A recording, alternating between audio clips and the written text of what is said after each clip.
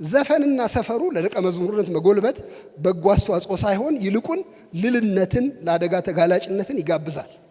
ዘፈን በዓለማዊ ተድላ በራፍ ላይ ለቅልውጥ የሚያስቀምጠን ነገር ይመስለኛል። እኔ በዲሳይፕልሺፕ አቅጣጫ በክርስቶስ መሰልነት ወይም በደቀ መዝሙርነት አቅጣጫ ይጠቅማል ወይ ይሄ የዘፈን ጉዳይ?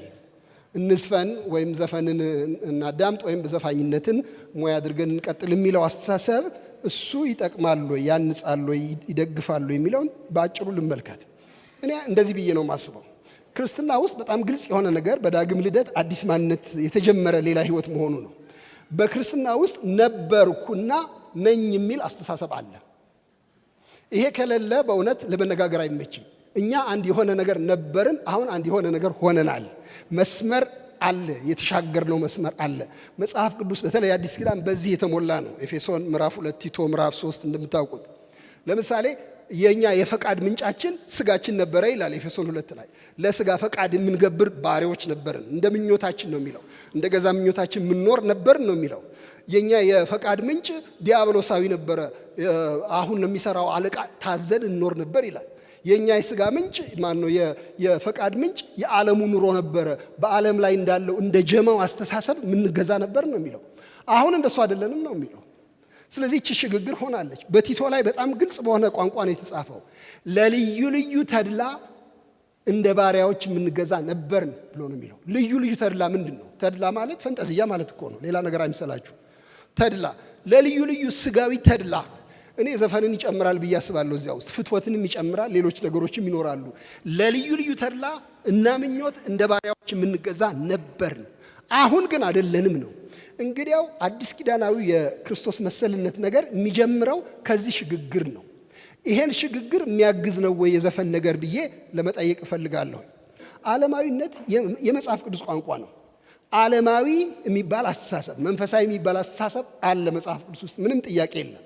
እናንተ ከዓለም አይደላችሁ የሚል ጌታችን በጣም የታወቀ ነው።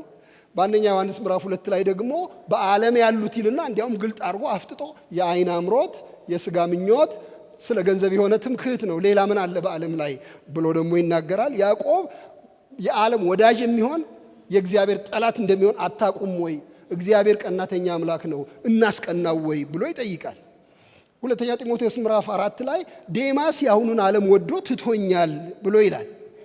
የአሁኑ ምንድነው የወደደው? መጠየቅ አለብን። ሮሜ 12 ላይ ይህን ዓለም አትምሰሉ ብሎ ይላል። ምንድነው ይሄ ዓለም? ይሄ ዓለም ምንድነው?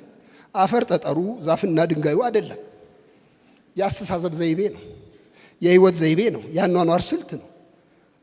ዴማስ የወደደው ምንድነው ስትሉ ድንጋይ ወዶ አይደለም የሄደው፣ ምንም ነገር ወዶ አይደለም የሄደው።